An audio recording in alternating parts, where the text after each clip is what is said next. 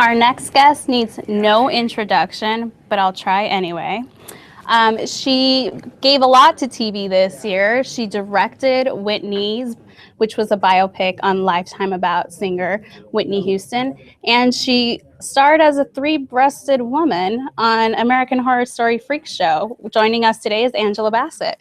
How are you? Great. Thanks for having me. Thanks for coming down. I hope you didn't get stuck in traffic like I did trying to get here. No, not a bit. It was smooth sailing. I need your secret. Moved to the east side of town. I need your secret. So I guess we'll start with Whitney because that was a big deal for you. It was your directorial debut. Right. Yeah. Talk to me about how this all came together working with Lifetime. And it was by chance, right? It absolutely was. Directing was something that I toyed with in my mind, but of course it felt daunting. But I was just at lunch one day with the producer of the movie, and we were just chatting casually as we are at this moment, and he happened to mention it and wanted some names of potential directors, and I was excited for him and about it, and thought that maybe I could. That it was really important to get some fresh voices and someone who'd be sensitive, to this woman, to this icon, to this life. And I just sort of casually said, as before I ordered, lunch, oh, I wish I could direct it. Meaning, I wish I had gone to, AFI film school for 6 weeks, or the program for women, or directed a commercial or video or something, And so usually if that's something I really want, I probably keep it in my head. But I didn't really think it was a possibility, so I just spoke it and continued with the lunch. Him being who he is, he took it for gospel truth, and I took it as a challenge. And so when you got the call from them saying, were you serious? Can you do exactly. it? That's what he said. Were you serious? Did you mean? Were you like? I was, as they say, across the pond, gobsmacked. I was, just thrown back, and I sort of stuttered a little bit, and immediately to my head came, well, can I read the script? Because it all starts on the page. For me. If it's worth doing, because you give everything as an artist. You give part of your spirit, your soul, to making this world come alive. And he said, "Oh yeah, sure, of course." It would be something to say yes, and you haven't seen the script, and then you get the script, and it's like awful. But he sent the script to me in Florida. I was going to my nephew's graduation from college at 19, which was amazing. Wow. And so I just held on to it, the entire weekend, because I've gotten a lot of scripts through the years, and I don't know, maybe 10% of them are something that excite you, and the rest are like, that was 2 hours. Right. I can't get that. And it was pretty good. It was good. So when it comes time, when you say yes, what then happens? What's the next step? Like, what preparations do you do? Because this is your first time. Are you calling past directors, asking tips? Are you trying to shadow people? What are you doing? Well, there was no time to shadow anyone, and usually, of course, that's, following them around on a movie or a TV movie, or, that would be, akin to what this was going to be, a television movie. But I did call a friend of mine a director. We were in drama school together. She in the directing the program, and I was thinking, how do I break down a script? How do I do that? And just running it by her, what I thought of the script, or how I saw it, or how enthralled or enthusiastic I was, and we could just talk easily, openly, honestly, and I could be vulnerable, and oh my God, do I know what I'm doing? Am I gonna fail or whatever? I could be like that comfortably with her. And she said, "Girl, you've done 60 something movies. Trust that you know what you're doing." It was like, is that how you see me? Have I really? Because I really don't keep count. You don't check your IMDb all the time? No. So that helped to, allay some of my insecurities for that day. For that day or two. Well, and does being an actress sort of like help you understand what you want from a director? Like, did that help inform you What of kind how, of director that I wanted to be? Yeah. And I wanted to be one that made you feel comfortable, that supported you, Mhm. that allowed you to feel as if everything you did was right. Maybe there are adjustments here or there, but basically you got it. You are, as I would tell them, you are everything. You know, because I've had directors like that. Like if it, My Catherine editor has Bigelow, never told me I am you everything. are everything. Thank you, Angela.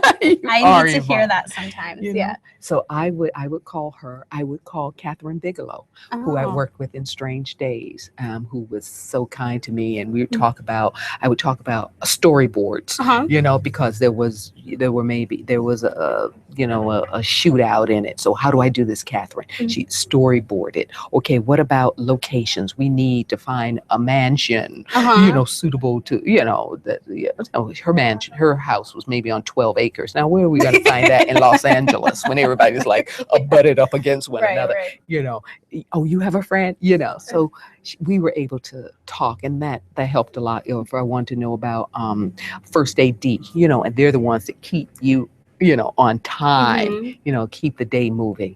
So that was just very helpful. Did it blow your mind how much goes into doing this? Like, because when I'm on sets, it's kind of like, I didn't even know you needed a person to do that job, or like, I don't even know how much goes into it. But like when you're a director, do you see things differently? Absolutely. I think, you know, being an actor and being on numerous sets, you know, you watch, you're observant, you know, I look around in a bit, you know, as much as I can, then I you know, go to craft service. But it's the amount of questions that you need. You have to be there before everyone else, you know, almost with the crew early to check the costumes for that day. It's almost as if there's some little fire everywhere all the time, you know, and departments and people who run departments, as my husband would say, if it weren't for the people, but no, people who need people, but you need people, you know, and so it's making them feel, which is great, making them, I mean, they are the best at what they do. If it's the art department or the costume department or the makeup department or, you know, or the props department, I mean, just the collaboration is wonderful, and just being appreciative. I had that easy. I was very appreciative of each and every one who came every day with their best, their A game, their enthusiasm, and their great attitude, and they made it look like I wanted to look. I want to look like a film. I want to look beautiful. I want to look rich. I want to look layered and complicated, and you know, and they helped me a great deal with that. And you had an added like hurdle, I imagine, of not only trying to get up to speed on the directing side, but did you feel like you had to do research on Whitney, or were you just relying on the script and that was it? Oh, no. Absolutely some research. And that's when you say, the internet. You know, so you can go on and see, you know, various performances, and that helped me in terms of how to craft some of the songs, because maybe her songs were about 9 minutes. Well, it's 84-minute movie. Each song is going to be a minute and a half. You know, think The Voice or something. You know, it may be a minute and a half, or American Idol, but it feels complete in that minute and a half or in that 2 minutes. So watching her performances and seeing what she added, which was all a lot of times a little gospel flair, you know, which reflected her belief system and her roots growing up in the church, you know, and that would be her place, her opportunity, I think, to you know, to invoke some of that. And so, you know, adding some of that in the script, which did not have it, which I thought, well, a part of who she is, if you lack, would be that she grew up in the church and had this base of, you know, this belief in God, you know. And so, you picked 5 songs. Was it hard to narrow it down? Oh, yeah. And what, like, was it a constant Whitney concert in your house, like listening to every song and everyone, you know, everyone got you up, you know, and got you moving, you know. But I just tried to forget how great the songs are, but look at the movie and the story we're telling, and which song will best at that particular moment placed in the story help tell the story a little bit more. Right. And for, I think, of course, the song she sung at the Soul Train Awards is not the song, but because she actually sung a gospel song with BB and CeCe Winans. You know, you can check that out on YouTube. But it's beginning, you know, of the movie, and one of her biggest hits, and the words expressed in the song of the greatest love of all, you know, searching for that hero, searching for that love. And where we picked up the story, which is finding that love of your life, you know, that very special person, it sort of, you know, it spoke to that moment, that time in the story.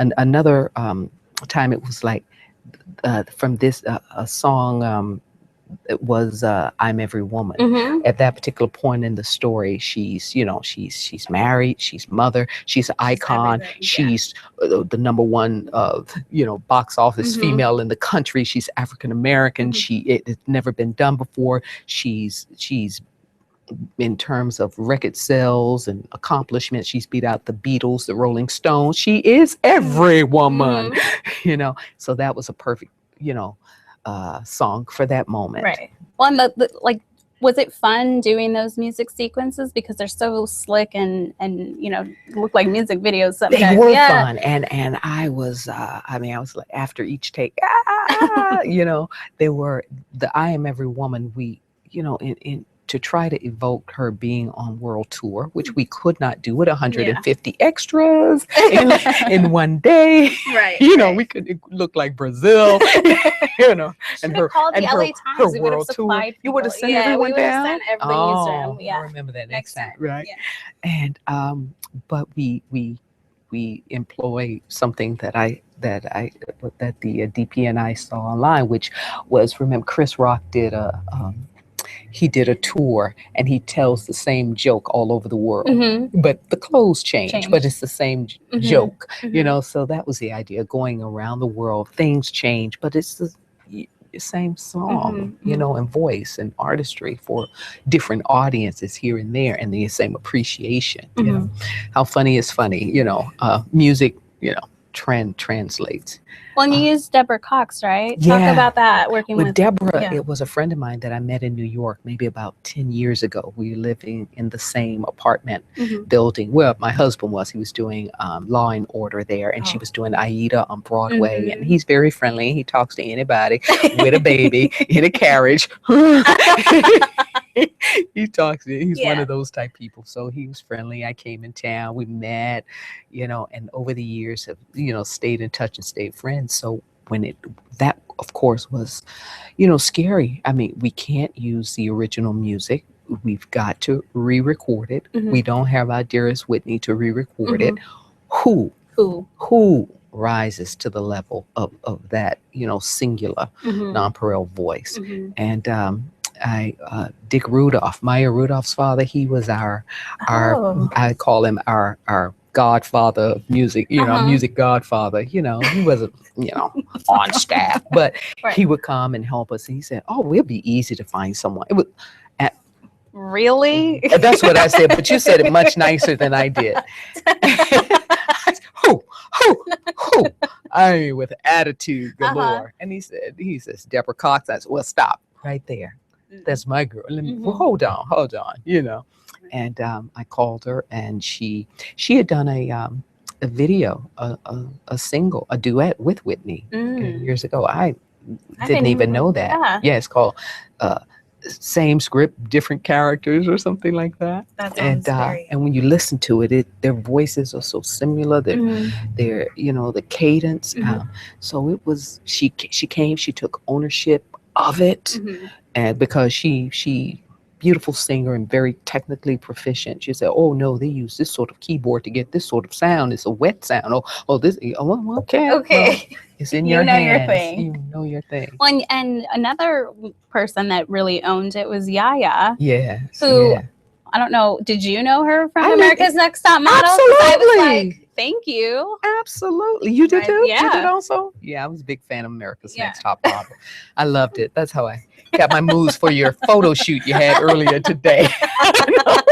Were you Angle smizing? smizing. Yeah. Nice. We'll Nice. see. We'll see how it turns out.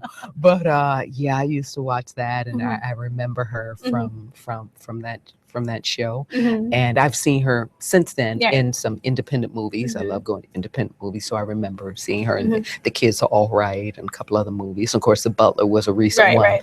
that was out, and you know, and the resemblance and her dance background. She has a Right. natural Yes. poise Yes. and grace, and Mhm. you know, and but she's also very Earth Mother, so it's a very you know Yeah. grounded Mhm. quality about her as well, which I thought with Whitney has this regal presence, but she also was a very regular Mhm. regular girl from New Jersey, Mhm. you Mhm. know, so it was an accessibility to her as well, Mhm. but also our princess, which is why we Right. Right. you know felt about her the way we did. Well, and did you feel pressure? Because not only is this like your directorial debut, but it's also Whitney, which, you know, people, she's beloved, and, you know, the fans are going to be watching this like a hawk when it came out. Like, Mhm. were you thinking that? And how did you sort of overcome that and not let that? I thought so. I mean, I knew so. I thought, yeah, I mean, fans galore, and of course, I was as well. And you know, there there's some moments or some situations that you feel you can take it. You know, Mhm. people are going to be real possessive Mhm. and watch it like a hawk, Mhm. and some are going to be critical and all of that. And I was whatever, Mhm. nail me to the cross. I Right. don't care, but I just felt having worked with her, having spent Mhm. time, you know, in her presence, having loved her as much as a fan as well. I think um, understanding coming from, you know, a little town with a talent, and somehow you're able to grow to do what it is you love. Mhm. Well, for me, it was acting. For her, it was singing. I thought there were aspects of that trajectory of Mhm. that life that I understood intrinsically because I lived it. Of course, not on her Right. scale, Right. but You I understand. understand it from a woman's point of view and a black woman's point of Mhm. view and a mama and a, you know, a Mhm. wife, an artist, you know, an American, Right. you know, A lot of. that there was enough, you know, synchronicity between she and I. Mhm. Well, and like you said, you guys work together on Waiting to Mhm. Exhale. Talk about, you know, the sort of dynamic you guys have. I mean, you weren't like besties, so did that sort of help you, like not being so intimate with her, like keep like when Mhm. approaching this film, not letting or not being affected too much Yeah, by. yeah, like you said, not besties, but such I would always say an admiration society Mhm. for each other. I remember when I first met her, you know, on the set, you know, when Mhm. you're waiting to, What you was know, that like? pay your respects, pay your God, you know, kiss the ring, whatever it might be. Just say, you know, the way I feel about it, it's as if God touched your vocal cords. It's Mhm. so anointed to me. It's so magnificent. And now you got that out the way, and now let's go to work. And she came to work. She was the absolute professional. Mhm. She was always prepared. You know, of course, before we try to bond on sets, we Mhm. went bowling and had bid whist card You went parties. bowling? Yeah, I got the pictures. I got pictures at home. I like tried to dig that up. I Uh-huh. dug that up, you know, and that I'd forgotten about, you Mhm. know, and so that was it was wonderful, Mhm. you know. And then what about, you know, the like her side of the family and Bobby and you know the reaction they had to the film, and how did you react to that? Um, you know, I approached it all the way I feel about Whitney. That's the way I feel about the family. Mhm. All in love. Mhm. You know, they are my mother, my auntie, my cousins. We are community. You know, in a way, in a sense. Approached Bobby with I thought, well, as soon as it's finished in film, you know, I want the family to see it. To me, the family in maybe I was a little short sighted, but to me the family was Bobby, Christina, and the mother. Mhm. That to me was the family. It could go on out to the Mhm. sister-in-laws and the cousins and the in Newark and church and Yeah. you know, but to especially even with that, the producer would say, with Twitter and people can go on and say, well, we saw it and blah blah blah. And you say, oh, okay, well, but I can't be concerned about it, but still, I've always maintained it is about Bobby and Whitney. It is their daughter. It is her mother. I mean, I was at her funeral. I knelt at her mother's knee to express my condolences. She is my mother, and I mean, that's the way you feel about your elders. So that's what I was able to show it to her cousin, Miss Dion, who's very close to her mother, so that, there's a buffer and then she can, report. So I felt fine. I felt really good about it. And then how did your work on What's Love Got to Do with It maybe help inform you with this? Because it's a biopic with musical protagonists. Did you feel anything from bringing that over, or? That has been so long ago. Not in my heart, it hasn't. Yeah. I still jam to them. Okay. Good. Thank you. No, not so much. I would have to sit and ponder that. I don't think. Well, only the respect you pay the actors, the way you help them to inform the characters, just knowing that you happy, I'm happy, you happy, one another, keeping movement and dynamic, keeping it dynamic. Well, and the movie sort of focuses on the relationship between Whitney and Bobby, and it takes a very different approach with it than the fans sort of adhere to, like a different type of story that he sort of was the bad influence. And well, that's what the public likes to believe. Like we said, we thought of Whitney as our princess. Like, who is good enough for her? Right. Kevin Costner. I mean, right. What are we thinking? And it could be many camps, but the only thing that the majority could, it seems, agree on is that he wasn't the right one for her. But you don't know. He's from Boston. She's from Newark. Those places, that background is very similar. They both started when they were very young singing. He's 12, she's 14. They have similarities and experiences that they can meet and chat on. He's very family oriented, and so is she, with her two brothers, her mother, her and father, and the church family, her cousin Dion. I mean, they're very family, like the big, happy, boisterous, their personalities were very ebullient, both of them, and expressive, creative. They had so much in common, but his career trajectory in a bubblegum pop boys group, maybe if he had continued in a bubblegum pop, he would have seemed like Chris Brown seemed to us in the beginning of his days. Oh, I would love my daughter to marry, till he started doing tattoos and showing, expressing the other side of him. When Bobby left his group and wanted to put on more of that bad boy, that edge, that sensuality, it was like, so that's, if you sit and think about it and dissect it, as opposed to just looking at the outward appearance, as the word said, man looks at the outward appearance, but God looks at the heart. She looked at his heart and he looked at her heart, not just the outward appearance, which was bad boy and princess. And some of it was based on an interview that her brother did, or about how she introduced him. Oh yeah, when the brother sat next to the mother on Oprah. Now it's the truth. It's the truth with Yvonne.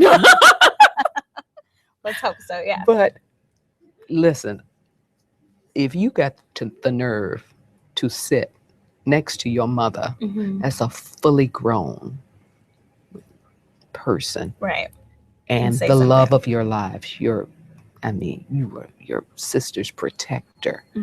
You are their only daughter. You are all that to them. And to admit, so that the general, I don't know, would you call it we won't call it a lie, but let's just not reveal. To live a life where you don't reveal, when you know something, but you won't reveal it, but let someone else take a fall for doing something that's so painful. I looked at it that way, that it had to be true. Because there's no way you would sit next to your mother and admit that Right. you introduced your sister or her daughter to something that would eventually take over. You just wouldn't do it if it weren't true, would you? I hope not. I don't know. I'm an actor, and when I look at subtext and create Right. I would, Well, and do you think you would have done it if the movie didn't end there? Didn't end with just looking at them, if it went further into what eventually happened? Not with 84 minutes. Yeah. No, I wouldn't, because you really would have felt. I mean, 84 minutes, you try to cover someone with 5 commercial breaks. Yeah. And the first one got to be at the 20-minute mark. Right, and the right. second one got to Right. Yeah. There's no way you could start at her running across the rooftops, and singing her first solo at 6 or something in church, and take it all the way through. Right. What would you say was the most challenging scene as a director? Every day presented its own challenge. Like, how are we going to shoot this when you don't have enough time to really go into the locations and figure out where you want to place the camera?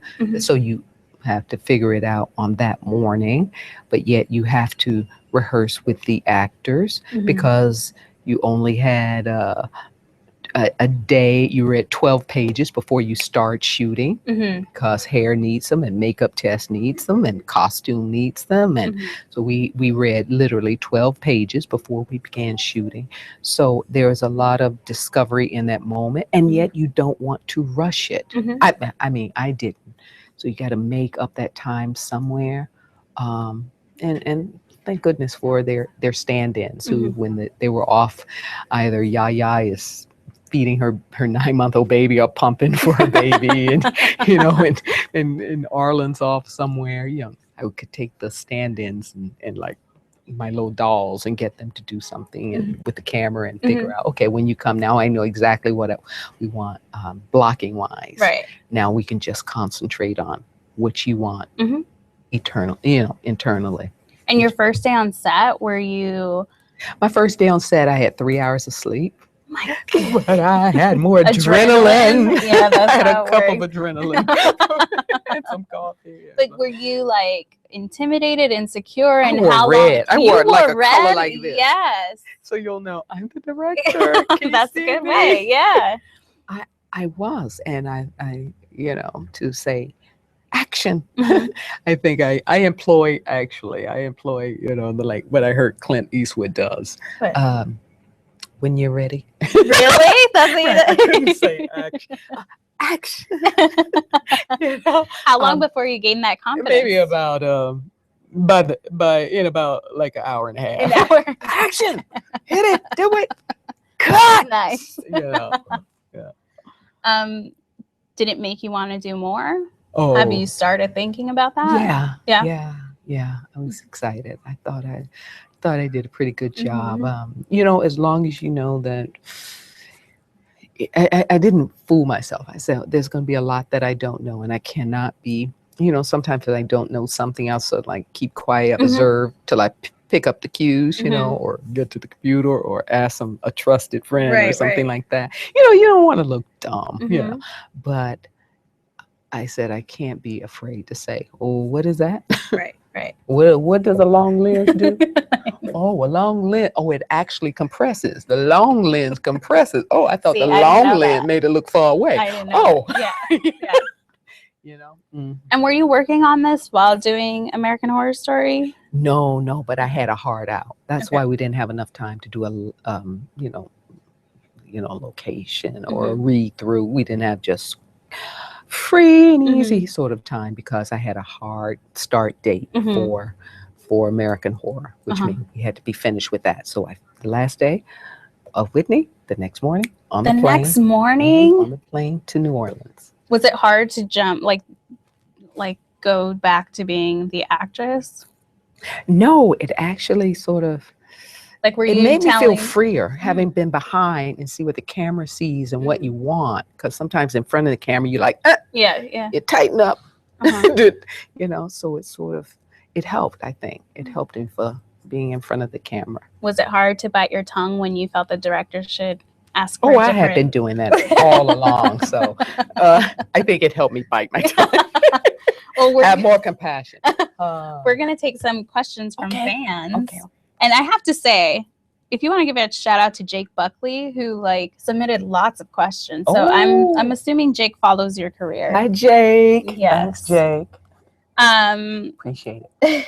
He wanted to know, this is about American Horror Story. Could you tell us a little bit about your hotel character, and how is she related to Lady Gaga? I don't know. Jake, do you know something I was going to say, know? does Jake know something I don't know? Right. Because I write about TV and I don't know this. Are you related to Lady Gaga in the show? I have no idea, Jake. As a matter of fact, it's Jake from State Farm. No. What? I don't know my character's name. I don't know her background. I don't know how she plays in or fits in. I remember last year on Freak Show, I got the script maybe 2 weeks before we started shooting and sat down to read it in my living room. And that's when I found out, drop the script. I have 3 breasts. And everyone thought they were the bearded lady. Every interview I saw, everyone was wondering if they were the bearded lady, and you got the 3 breasts. Yeah, I just didn't want to be the conjoined twins. I know. I thought that would like take forever to film. But what went into all that? Did they just put something there? Or? Yeah, they asked me if I wanted just to put 1, or do I want 3? Well, I want 3. If I have a chance to, improve upon perfection. No. So wait, did they have to like tape you down and then put one on? No. I went out to the valley. They do these weird things in the valley, right? So I went out to a valley. It's great special effects house, prosthetic house, and I think it was 3 women and a man. If you go and you get a bridge or something made with the teeth, and they have you bite into this. Yeah. They make a mold. So they put that there. They put that on here and made a mold, and then they sort of added another one. But the visuals here. Yeah. The first one was so heavy. I think it was heavier than this table. It was so heavy and hot, and they glue you down, and you sweat, and it pops, and then you're sagging after hour 12. This conversation's getting very sexy. Yeah. So then they switched it from, they switched it to foam, and that was so much better. Silicone into foam. What was it like on the set? Like, is Twisty the Clown like at craft service, like in full, like he freaked me out. I never ran into Twisty. Never. Freaked me out. He freaked a lot of one. I mean, he freaked me out. I watched him on television because he never blinked. Yeah. He never blinked, which was just like, why is this so frightening? So that was part of it. So you watch it afterwards to see how it all comes together? Yeah. Do you watch it in the daytime or nighttime? I can watch it at night now. But initially I had to watch it noon. Interesting. Yeah. And you guys are back in LA because it's been in New Orleans for a while. Yeah. I've enjoyed New Orleans, but I'll be glad to be home. Because if you have 2 days off, it's so intricate and so much goes into it that if you have 2 days off, it's not enough time to come home. So, it'd be great. And your husband's shooting American Crime Story. Yeah. You guys are keeping busy. We have another question from a Twitter fan. Is there anybody you would want to work with that you haven't worked with before? Everyone great and fabulous. I mean, who have I not worked with before? Maybe James Earl Jones. That's a good one. Yeah. Liam Neeson. That's a good one. All over the place. How about will you be back for more seasons? People were really sad that Jessica Lange hung it up. I know. She said she would. I know. But we did not believe her. I did not believe her. Yeah. Will you be doing more, you think? Like, just lighten up a little bit, because Jessica, and you're like, bye, I got 2 days off. Bye, Jessica. And she carried it, right? She Mhm. was just so phenomenal. Well, and But, Kathy Bates too. It was like it was. Wait a minute now. No. She's Okay. not leaving. No. You, all Jake. flatlined I right was now. like, Jake told us. No, I'm kidding. Are you okay? You cannot take both my ladies at How is it in felt- one fell swoop. But how You is it cannot. being on the set with those ladies? Oh, It's just astounding! female power Astounding. everywhere. Yeah, just strength, and they just inspire you, and just it's playing tennis. Yeah, it gets good. Yeah, because of who you're playing with. Mm-hmm. And what other projects are you working on? You said you just got back from London. Yeah, I was doing the sequel to Olympus Has Fallen, called London Has Fallen. So we'll tear that town up. And while I was there, I got another gig. It was just like the next day, a BBC miniseries called Close to the Enemy, written and directed by Stephen Poliakoff. So, enjoyed that. Now I'm back. I'm going to direct a National Geographic documentary about water with Ron Howard's company. Oh, that's cool. Yeah, he's directing one. I think he's directing one on the brain, and I'm on the water, and then there, other topics, and yeah. Oh, and I'm getting ready to leave next Wednesday to go to Chicago, do just a little something for Spike Lee's new movie Chirac. Oh, that's with Sam and Kanye West. Can you believe it? Oh my God. And Wesley Snipes and a couple other people. I can't recall their names right now. It sounds like heavily male movie, but no, it's really based on the Greek drama Lysistrata. It's a strong, empowered female. That's so interesting. Well, you're keeping busy. Mm-hmm. Well, we want to thank you then for taking the time. Well, thank you. It was for a having pleasure me. talking to you, and looking forward to all you have coming up. Thank you. If you guys want to check out more of our Emmy chats, head to latimes.com. Thanks.